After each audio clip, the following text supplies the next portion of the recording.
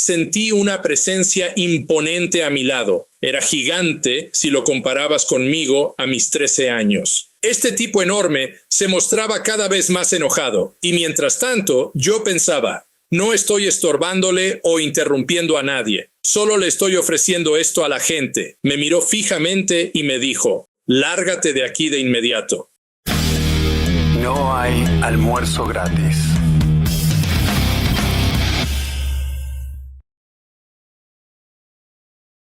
Hola gente, bienvenidos a un nuevo episodio de No hay almuerzo gratis. Una de las razones por las que a mí me encanta hacer este programa es que me puedo dar el lujo de entrevistar a mis ídolos, ¿sí? A gente como el señor Paul Rosenberg. Gracias, Paul, muchas gracias por aceptar esta invitación. De nada. Soy understood. Okay. Ok. Bueno, él es un para los que no lo conocen, criptoanarquista, pero de la vieja guardia. Es autor del newsletter que yo leí durante muchos años y sigo leyendo, The Free Man's Perspective, y de muchos libros, todos también recomendados, entre los cuales vamos a mencionar A Lodging of Wayfaring Men, ¿sí? Una posada para caminantes, Production versus Plunder, esto sería producción versus saqueo, y The Breaking Down, El Amanecer. También pueden encontrar sus últimos escritos en Substack, The Findings, 10 Seconds Thoughts, y en el newsletter The Wreckage sería And The Rebuild. Esto es lo último de lo último, ¿sí? Antes de empezar, quiero darles un consejo, ¿sí? Un consejo de mi parte. Si algún día les gana la desesperanza, métanse en el sitio Free Man's Perspective, no porque van a encontrar falsas esperanzas ahí, sino porque van a encontrar nuevas perspectivas y nuevas formas de ver esos problemas que por ahí los inquietan. Ahora sí, arrancamos. ¿Usted cree, Paul, en el ciclo de la historia? Es decir, ¿cree que las civilizaciones pasan inevitablemente por un proceso que termina en decadencia irreversible? Well, more or less. No creo que se trate de algo inevitable. No tiene por qué ser así. De hecho, generalmente los historiadores hablan de esta idea de ciclos, porque es imposible negarlos, pero dependiendo de tu método favorito para identificar ciclos, se podría concluir que no siempre se dan de la misma forma. Aparentemente, la civilización occidental, es decir, nuestra civilización judeocristiana, ha pasado por momentos muy difíciles en los últimos 2000 años y luego ha resurgido. Eso implica que un reinicio es posible. Algo que creo que es fundamental, y lo menciono con frecuencia, es que si bien las civilizaciones son cíclicas, las tecnologías que éstas van construyendo se acumulan capa sobre capa. Eso es lo más prometedor. Si experimentamos otro colapso, la tecnología no va a desaparecer, seguirá aquí. Ciertamente, quizá perdamos algunos detalles. A día de hoy sigue habiendo gente tratando de recuperar inventos perdidos de libros antiguos, pero en términos generales no perderemos mucho y el reinicio será mucho mejor y más rápido. Dicho esto, no soy pesimista. Todo lo contrario. Creo que es obvio que aún hay muchísimos problemas en el mundo, pero eso es inherente a las civilizaciones humanas. Todavía somos seres incompletos y estamos en pleno desarrollo. Siempre tendremos problemas, pero soy muy optimista en cuanto al futuro. ¿Entonces no volveremos a la edad de piedra?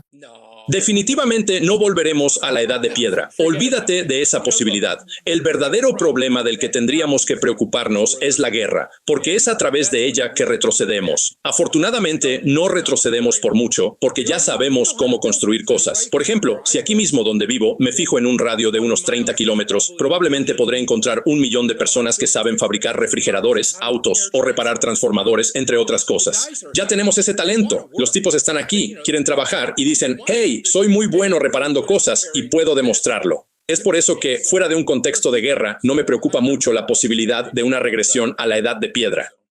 ¿Y qué piensas acerca de una situación hipotética de tierra quemada en la que la élite estatista básicamente secuestra a las personas más inteligentes y productivas del mundo, como hicieron durante la Segunda Guerra Mundial con Einstein y von Neumann, para seguidamente destruir el acceso de la población general a la tecnología con el fin de reforzar su control sobre la sociedad civil? La que describes es una situación terrible y criminal y ha llegado a ocurrir a una escala más pequeña. Sin embargo, la comunicación hoy en día es tan buena y permanente que a través de una pequeña memoria USB como esta, puedo guardar una cantidad increíble de información. Y en una memoria así puedo hacer llegar esa información a otra persona de forma discreta. Es por cosas así que no me preocupa demasiado esa posibilidad. Sin lugar a dudas, hay gente que intenta hacer cosas de ese estilo y representan un gran problema para la sociedad, pero no es algo que me preocupe que pueda llegar a ocurrir a gran escala. Hay muchas teorías acerca de las causas del desplome de la natalidad. ¿A qué lo atribuye usted? ¿Cree que puede ser reversible? Tienen preguntas muy interesantes, agradezco eso. Esta en particular me gusta. Primero que todo, no creo que se trate de algo irreversible. Ese aspecto no me preocupa. Si algo es característico de la humanidad, es que cuando dejas a la gente tranquila se vuelve experta en hacer bebés. Eso es algo que realmente se nos da muy bien. De no ser así, creo que ni siquiera estaríamos aquí. Es por eso que digo que no creo que sea algo permanente. Ahora bien, históricamente es difícil señalar una sola causa. Estos temas son complejos, pero les diré cuál creo que es el motivo principal. Y está claro que no puedo demostrarlo con exactitud, pero puedo respaldar mi posición. Lo cierto es que la gente ha perdido el norte y ya no sabe hacia dónde se dirige. Si le preguntas al occidental promedio, «Hey amigo, ¿hacia dónde vamos? ¿Qué estamos haciendo y para qué trabajamos?», la respuesta seguramente será, «Yo solo quiero comprarme una hamburguesa más grande y bonita y subir una foto de ella a Facebook para que puedan verla todos mis amigos». Por cierto, les contaré algo que nunca olvidaré. Una vez estaba en Roma con mi esposa y nos estábamos quedando cerca del Vaticano. Fuimos de visita y nos enteramos de cómo asistir a una de las audiencias del Papa. Nunca olvidaré la pareja que teníamos a un lado, un hombre y una mujer de alrededor de 40 años, obviamente católicos. Lo cierto es que el Papa pasó justo frente a nosotros, se sentó y empezó a hablarle a la multitud. Mientras tanto, ellos estaban tomándose selfies y mirando sus respectivos teléfonos y guías turísticas. Eso me hizo llegar a la conclusión de que estaban ahí para ver el show del Papa. Querían poder presumirle a sus amigos que habían estado en un show. Recuerdo que me puse a pensar, especialmente si te consideras un auténtico católico, ¿es apropiado ponerte a hacer esto en vez de sacar algo espiritual de la experiencia? A eso me refiero. La gente no tiene idea de hacia dónde se dirige. Ausencia total de propósito. Exacto, ausencia de propósito. No tienen una meta. Si te fijas bien, notarás que quienes tienen muchos hijos suelen ser personas profundamente religiosas con un objetivo específico por el cual trabajar. Intentan ser rectos ante los ojos de Dios, salvar almas o llevar un poco más de luz al mundo. Son personas con algo en lo que creer y ese tipo de gente suele tener bebés. Mientras tanto, la persona típica con un estilo de vida secular se enfoca en farándula, celebridades y toda esa basura.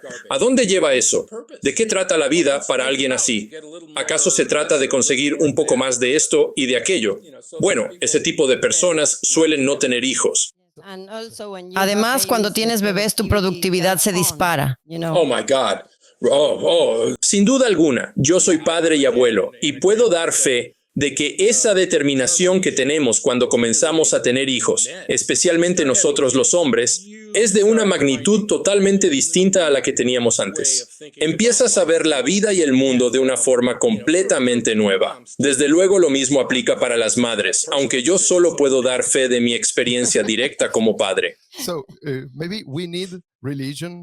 ¿No crees que tal vez necesitamos una vuelta a la religión?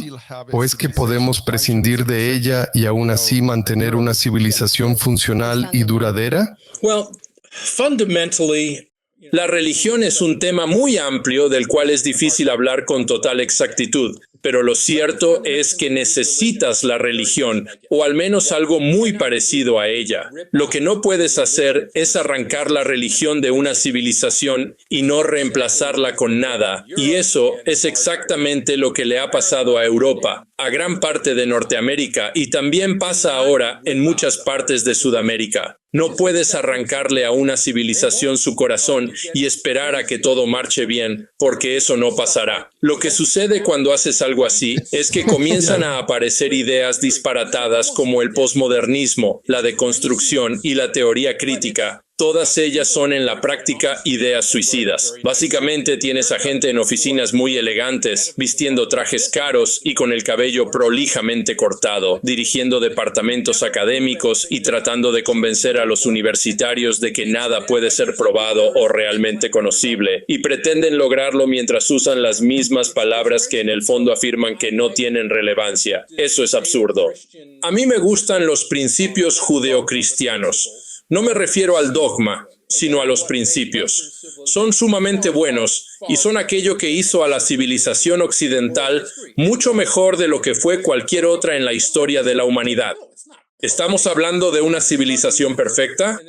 Como dije al principio, y lo reitero, no es perfecta. Estamos hablando de seres humanos, así que siempre habrá excesos, vacíos y estupideces. Aún así, mira lo que hemos logrado en los últimos 1000 años.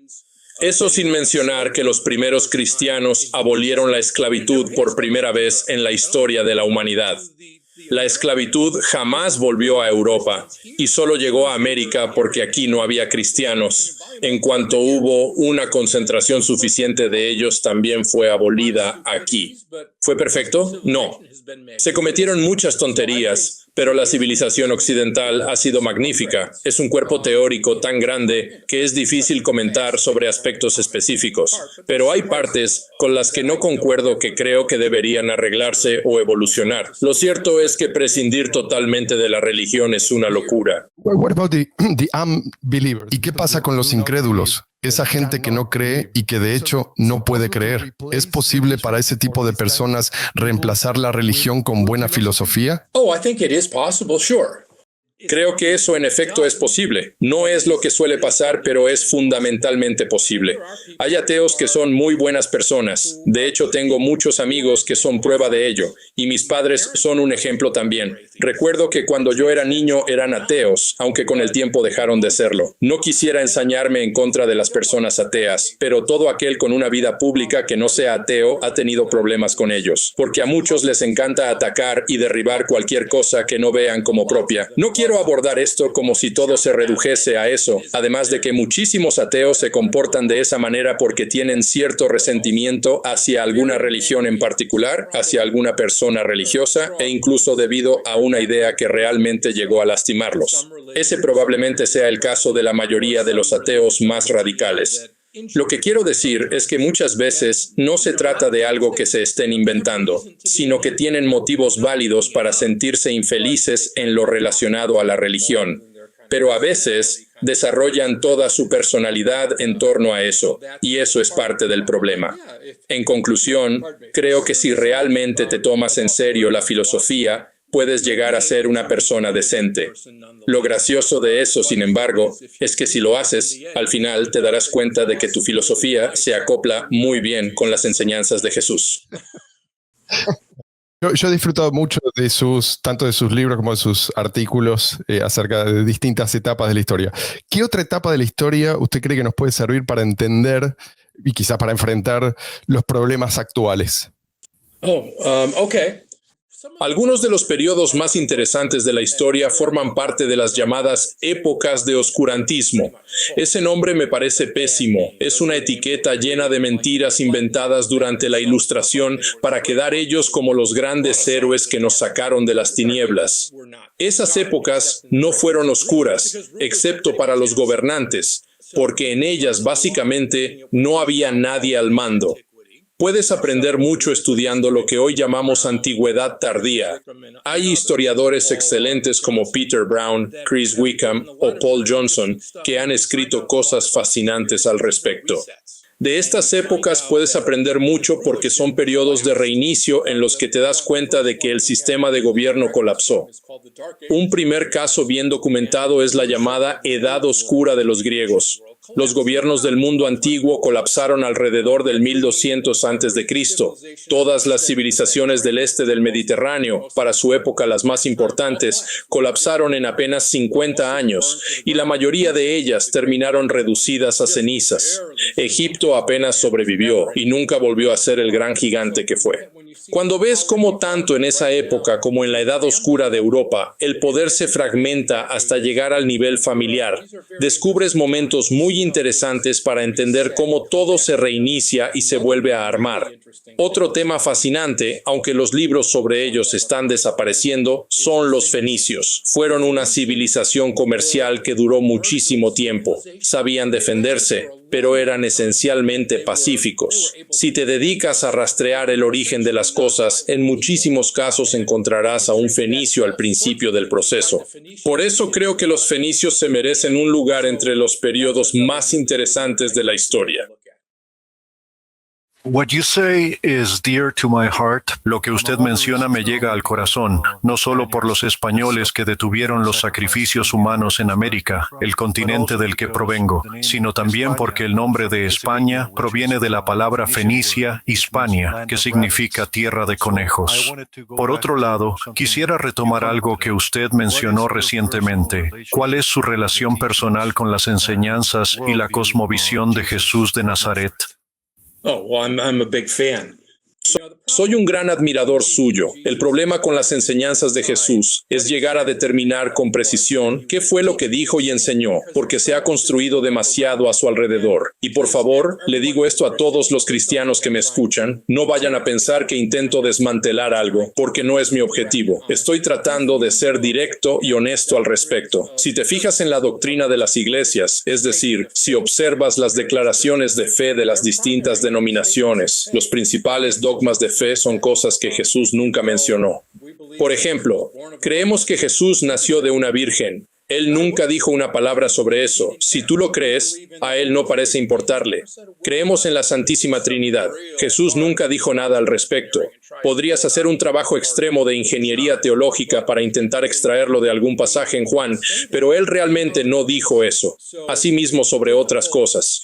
Por lo tanto, es difícil separar lo que enseñó Jesús de lo que otras personas dicen acerca de él. Una de mis objeciones sobre la fe cristiana es que no trata sobre la religión de Jesús, sino de una religión sobre Jesús. Hablo de la diferencia entre creer en Él y simplemente creerle a Él. Esa es una distinción fundamental. Cabe señalar que no estoy tratando de descalificar a los cristianos con esto, y tampoco digo que se estén equivocando o haciendo algo malo. A grandes rasgos, son buena gente tratando de ser buenas personas. Y realmente aprecio que todas las semanas asistan el domingo por la mañana a un lugar en donde la gente intenta aprender a ser buena y a ayudarse mutuamente, lo cual, al fin y al cabo, es lo que hace que la vida sea digna de ser vivida. No pretendo menospreciar a nadie. Ahora bien, averiguar lo que Jesús dijo exactamente es difícil, porque los textos no están exentos de alteraciones. Y esto es complicado porque para mucha gente la pureza del texto es fundamental. La mayor parte de la gente que presenta este argumento tiene malas intenciones, como la de hacer críticas destructivas o descartar todo lo que Jesús dijo, y ninguna de esas dos cosas me parece algo bueno. En cuanto a las enseñanzas de Jesús, que yo acepto como válidas, son las cosas que de pueblo en pueblo dijo de manera reiterada, lo que sus amigos le escucharon decir más frecuentemente. Si rebuscas entre los textos del año 90 después de Cristo, ellos no tenían las escrituras que nosotros tenemos actualmente. No hubo un libro como tal hasta el 180 después de Cristo. E incluso a ese primer conjunto de libros le llamaban las memorias de los apóstoles, lo cual es distinto a la forma en la que la gente lo ve hoy en día. Pero en conclusión, soy un gran fanático de Jesús en términos generales. Ya que estamos hablando de religión, me permito hacer una pregunta. ¿Usted cree que los creyentes en lo que llaman la singularidad son algo así como milenaristas de estos tiempos? In a way.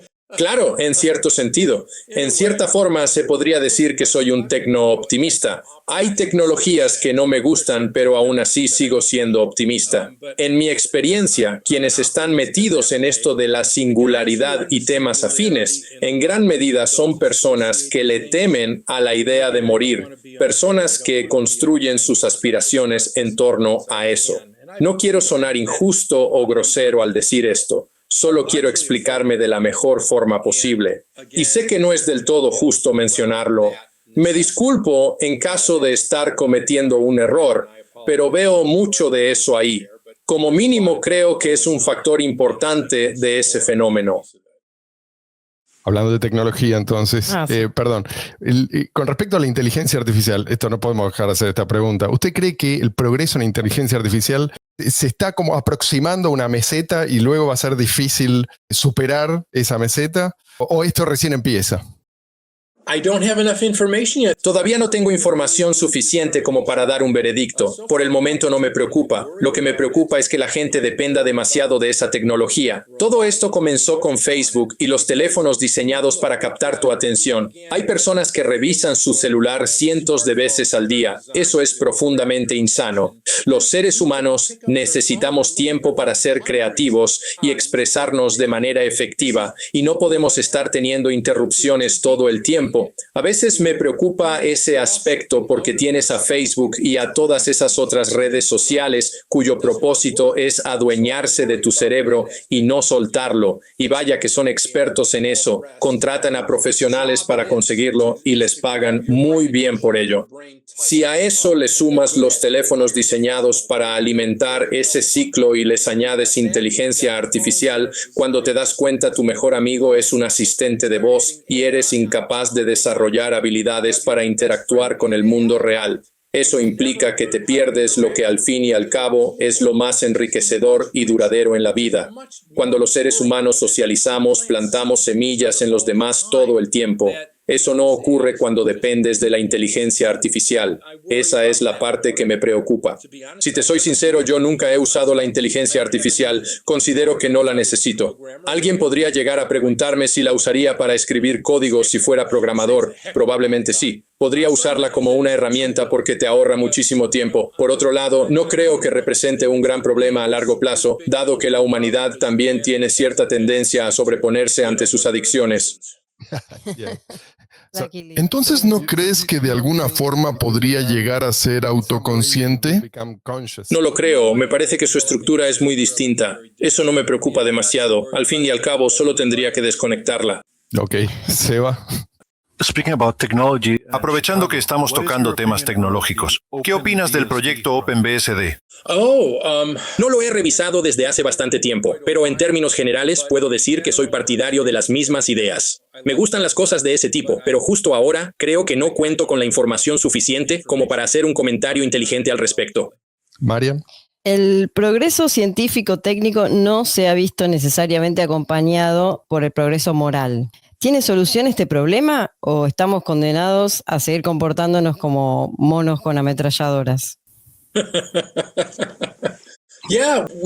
Sí, de hecho tenemos bastantes formas de lidiar con esto. Creo que les va a encantar lo que estoy a punto de decirles, pero es totalmente cierto. Para estas situaciones, la mejor solución es el libre mercado. Los mercados libres imponen la regla de oro. Quiero decir, quizá la mejor palabra no sea imponer. Lo que quiero decir es que los mercados libres están programados para promoverla. Si tú y yo hacemos un trato y no hay coacción de por medio, tú estás interactuando conmigo de la forma en la que quieres y yo estoy interactuando contigo de la forma en la que quiero. Así llegamos a un acuerdo a través del sistema de mercado y esa es la manifestación práctica de la regla de oro. Trata a los demás de la forma en la que quieres que te traten. Esa también es la esencia misma de la moralidad. Cuanto más frecuente sea nuestra interacción en un mercado libre, esa actividad nos entrena también en términos morales y a través de ella nos acostumbramos a esa forma de pensar. También es cierto que las religiones que se basan en la regla de oro, como el judaísmo y el cristianismo, son buenas para enseñarnos esas mismas lecciones, y seguramente hay otras vías para aprenderlo. Lo cierto es que en la medida en la que actuemos bajo esos parámetros, estaremos bien. Thank you, Seba.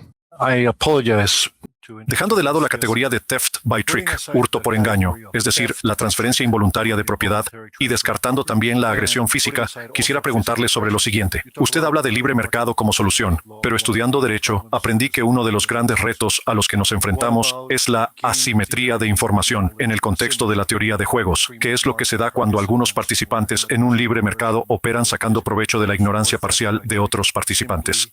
Repito, me refiero a los casos en los que no hay coacción, fuerza física ni hurto por engaño. ¿Qué opina usted de eso? Comprendo. Bueno, yo a eso aún le llamaría theft by trick. Porque claro, estás aprovechando que tú sabes cómo jugar ese juego, mientras que los otros no se dan cuenta de lo que les está pasando. Diría que la solución a eso es, en primer lugar, una mayor educación y, en segundo lugar, la aplicación de procesos legales tales como mediación, arbitraje, entre otros. Ni siquiera digo que tenga que ser necesariamente a través de medios de cumplimiento forzoso. Hace mucho tiempo tuvimos un proyecto Cypherpunk que servía de escenario para todos esos casos difíciles que suelen plantearte, donde tienes a un tipo que es el más rico, que es dueño de todas las cosas importantes y que puede hacer que otras personas hagan cosas en su beneficio, en un contexto en el que no hay ley ni nadie que pueda imponerla. Bueno, efectivamente eso fue lo que terminó pasando. Pero una vez que todo el mundo se dio cuenta de lo que estaba ocurriendo, el tipo estaba acabado. No tenía futuro. Tuvo que cerrar, dimitir, disculparse y tratar de reagruparse. Nada de eso requirió del uso de la fuerza. Todo lo que necesitamos fue la comprensión de los participantes y alguien reputado que dijera, pude investigar esto y esto fue lo que él hizo. Y funcionó. Respondiendo a tu pregunta, creo que esa posibilidad es parte de las imprecisiones inherentes a la interacción humana y lamentablemente tendremos que seguir lidiando con ellas. Para terminar con la sección tecnología, ¿usted considera que la edición genética de embriones, no para prevenir enfermedades, sino para potenciar, ¿sí?, distintos aspectos físicos, cognitivos, emocionales, etcétera, esto es un territorio al que nunca deberíamos aventurarnos?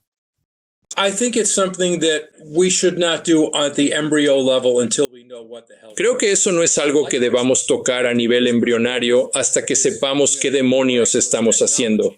Me gusta CRISPR, me parece una tecnología milagrosa, pero cuando estamos lidiando con lo que los científicos llaman líneas germinales, específicamente en el caso de seres humanos, no deberíamos modificar cosas que no entendemos.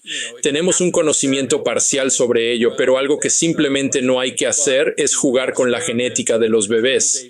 Si necesitas experimentar con alguna otra cosa, la historia es otra, pero experimentar con bebés humanos es prácticamente un crimen contra la humanidad.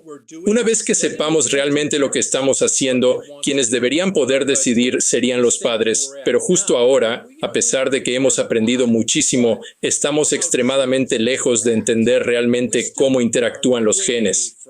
Si te haces un examen genético, hoy en día verás que aparecen términos como variante de significado indeterminado. Para ser más claro, no hay una idea clara de lo que esa variación supone. Se sabe que se trata de una variante que no es exactamente igual al 98% restante, pero nadie sabe qué significa concretamente. Hay que respetar el hecho de que somos ignorantes y actuar consecuentemente. ¿Y qué piensas acerca de la selección de embriones?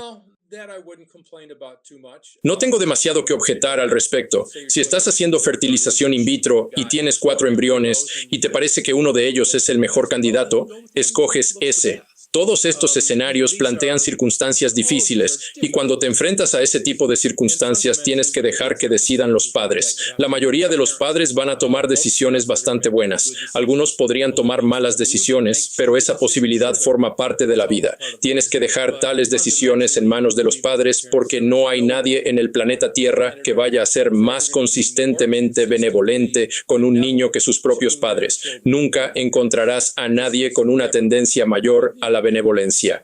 Quizá puedas encontrar excepciones aquí o allá. De vez en cuando nos encontramos con historias de una madre que asesina a sus hijos y casos igual de horrendos, pero en un 99,9% son los padres quienes tomarán las decisiones más benevolentes. ¿Usted cree, Paul, que algún día llegaremos a tener sociedades realmente blindadas contra el estatismo? Creo que las tendremos. De hecho, no solo creo que llegaremos a estar blindados frente al estatismo, sino que en algún punto este será visto como algo propio de los monos. La gente dirá, eso es para primates, es una tontería, supone un desperdicio de energía y no es más que un proceso de entropía a escala galáctica. En el fondo, se trata de que el primate más fuerte en la jerarquía le dicte a todos los demás qué hacer. El estatismo es esencialmente eso. Escribí un libro sobre ese tema, desarrollando por qué el estatismo es básicamente ese mismo modelo y por qué está retrasando a la humanidad. Somos prácticamente criaturas mágicas y podríamos estar haciendo cosas asombrosas. Solo necesitas fijarte en la gente que está a tu alrededor y darte cuenta de cómo el Estado se lleva cada año la mitad de los ingresos de todos, incluso antes de que ese dinero llegue a sus manos. ¿Qué podríamos hacer con toda esa riqueza? ¿Qué podríamos lograr si no pensáramos que es nuestro deber casi divino obedecer a gente que sabemos que es mentirosa y ladrona? Una vez que la gente abra los ojos, cuando reflexionen sobre el pasado, concluirán algo como: rayos, sé que mis ancestros eran buenas personas, pero es increíble la cantidad de estupideces que hacían. Stupid crap. Hay quienes dicen que estamos ahora en los albores de una tercera guerra mundial, pero bueno, esta vez con armas de un poder destructivo sin precedentes. Y después otros temen catástrofes, vamos, relacionadas con otras cosas: crisis económica, crisis climática, colapso demográfico, tormentas geomagnéticas, pandemia, etcétera, etcétera. ¿Alguna de estas cosas a usted le quita el sueño? O quizás su lista es más larga, no lo sé. Not very often.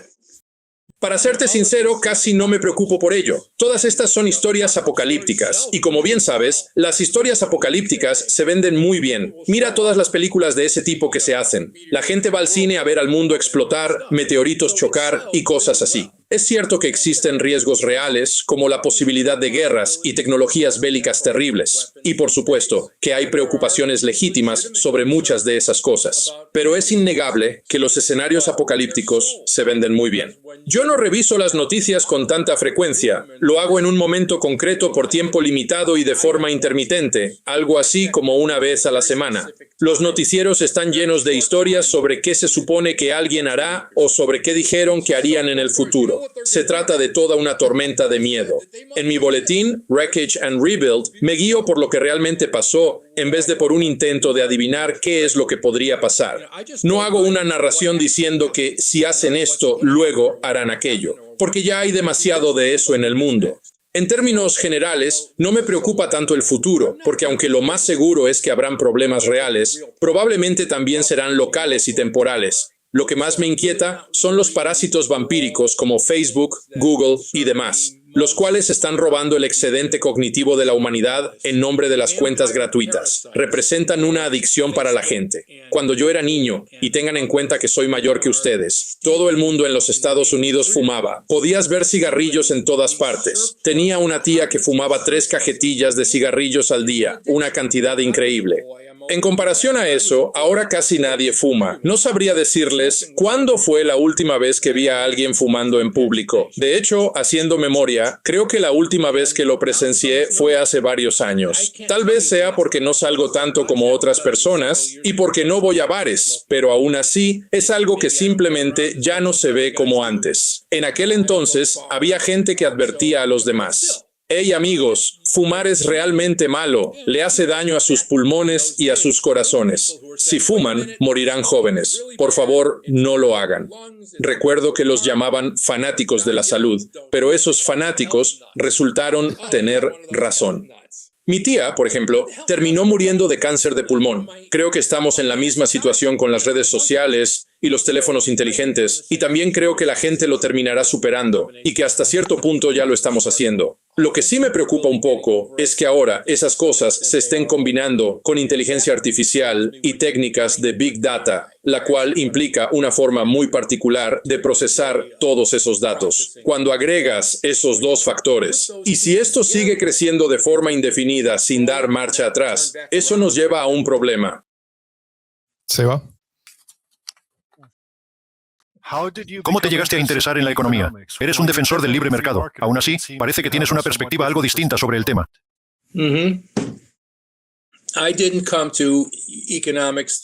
De hecho, no llegué al análisis económico a través de una preocupación por el dinero, sino por una de carácter moral. Resulta que la única forma ética de estructurar la vida humana es a través del libre mercado. Cuando tenía unos 13 años, mi amigo Murray me dijo: «Hey, estoy trabajando en este lugar los sábados y allí venden algo llamado varitas luminosas.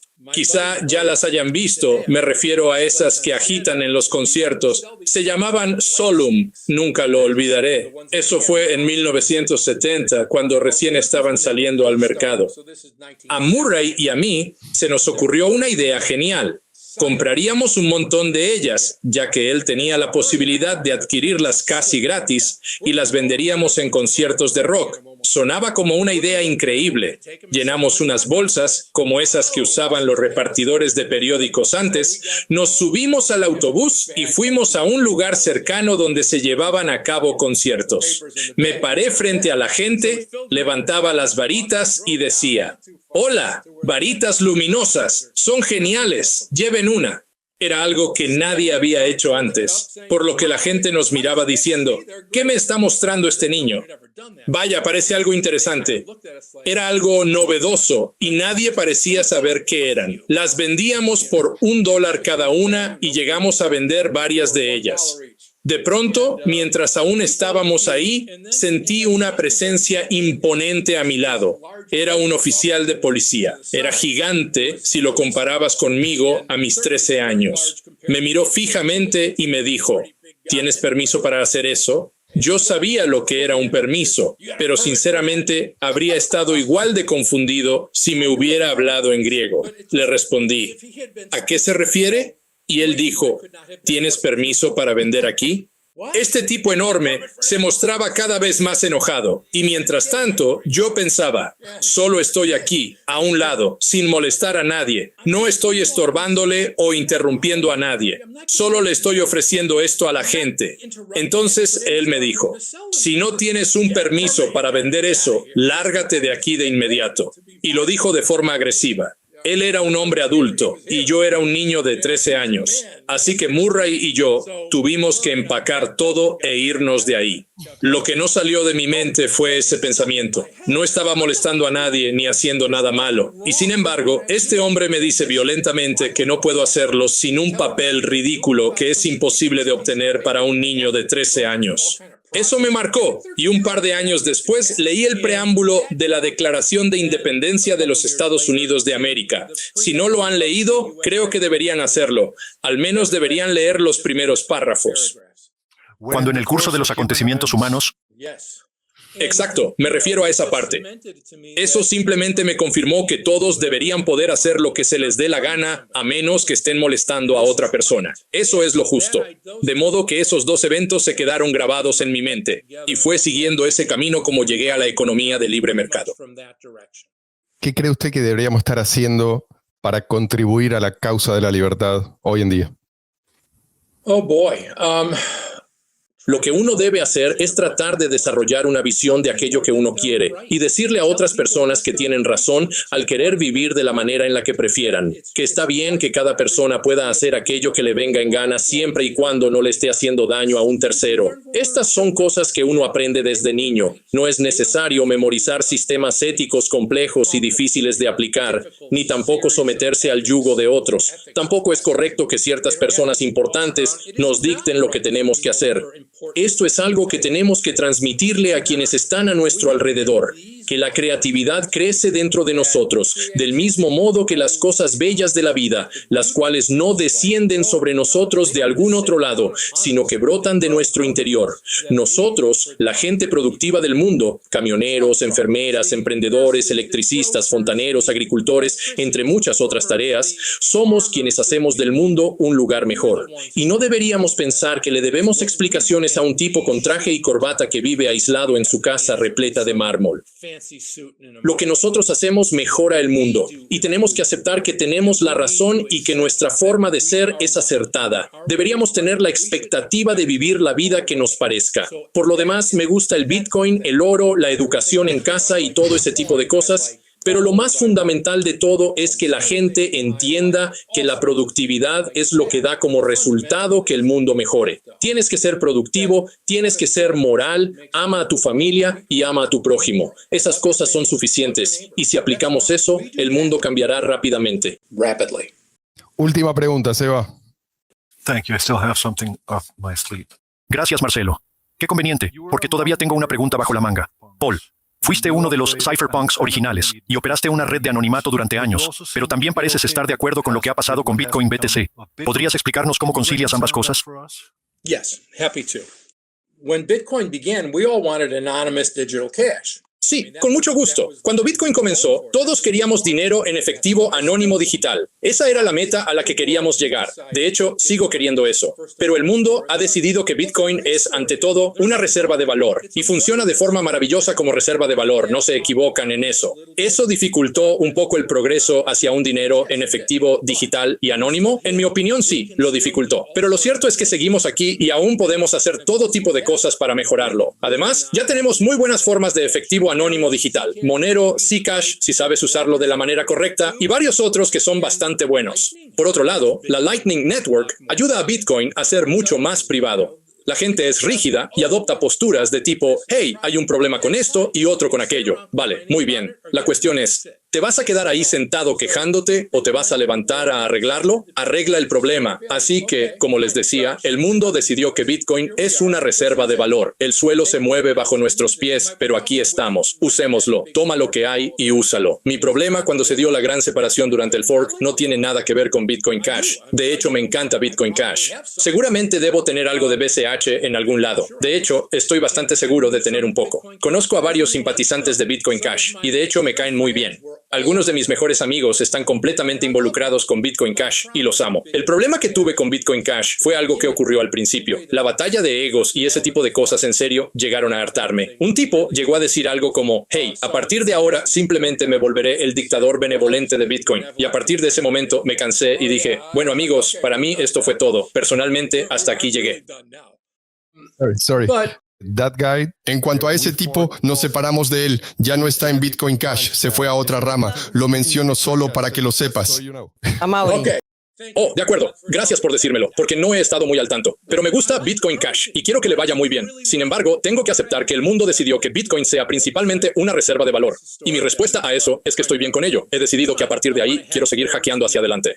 Gracias, Paul. Gracias totales por aceptar esta invitación, por compartir tu sabiduría con nosotros y con nuestra audiencia. Voy a dejarte unas últimas palabras, si querés compartir también. Y me despido de todos. Cuídense mucho. Nos volvemos a encontrar en un próximo episodio. Paul. Muchas gracias. Los quiero a todos. Sigan adelante. Todo va viento en popa. Estamos logrando un gran progreso en el mundo. Sigan plantando semillas. Llegamos hasta aquí ganándonos a las personas de una en una. Y luego un par más. Y de esa forma luego tienes a gente que llega a alguna reunión y dice, ahora entiendo a qué te refieres. Eso es exactamente lo que necesitamos. Ir sumando de uno en uno, luego dos más y así constantemente. Sigan haciendo lo que están haciendo y que Dios los bendiga.